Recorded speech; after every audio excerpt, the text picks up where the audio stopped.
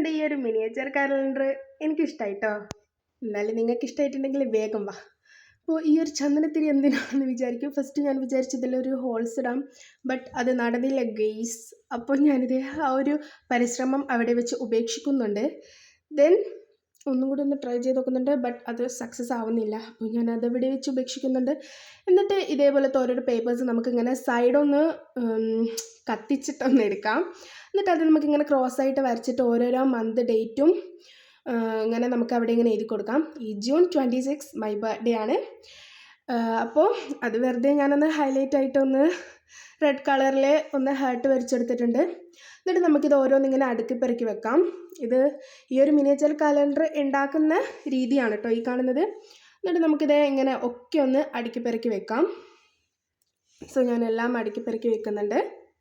ഇതെൻ്റെ ഒരു subscriber request ചെയ്ത പ്രകാരം ഞാൻ എടുത്തൊരു വീഡിയോ ആണ്. ആ സബ്സ്ക്രൈബർ ചോദിച്ചൊരു ചെറിയൊരു കലണ്ടർ ഉണ്ടാക്കുമോ 2026 സോ ഞാനപ്പോൾ അതുകൊണ്ട് ഉണ്ടാക്കിയതാണിത്. 2026 എന്നോട് 2026 എഴുതാൻ എന്നോട് മറന്നുപോയി. എങ്കിലും നിങ്ങൾ ക്ഷമിക്കുക. നിങ്ങൾ ഉണ്ടാക്കുന്നുണ്ടെങ്കിൽ നിങ്ങളിത് എഴുതിക്കോ. ബട്ട് ഇത് കാണാൻ നല്ല എന്താ ഫോണിൽ വീഡിയോയിൽ കാണുന്നതിനേക്കാളും നല്ല ലുക്ക് ഉണ്ട് നേരിട്ട് കാണാൻ. എന്നിട്ട് നമുക്ക് അതിൻ്റെ ആ ഒരു സെൻറ്ററിൽ നമുക്കൊന്ന് സ്റ്റാപ്ലർ ഒന്ന് അടിച്ചെടുക്കാം. ദെൻ നമുക്ക് ഇങ്ങനെ മറിച്ചിട്ട് നല്ലതുണ്ട്. എന്നിട്ട് നമുക്ക് ചെറിയൊരു ബോ ഉണ്ടാക്കിയിട്ട് അവിടെ ഒന്ന് ഫിക്സ് ചെയ്ത് കൊടുക്കാം. എന്നിട്ട് ഞാനൊരു ബോ ഉണ്ടാക്കിയിട്ട് അവിടെ ഗം ചെയ്തൊന്ന് ഒട്ടിച്ചു കൊടുക്കുന്നുണ്ട്. ഇതാണ് ഫൈനൽ ലുക്ക്. ഇഷ്ടപ്പെട്ടാൽ share, like, comment, subscribe. By.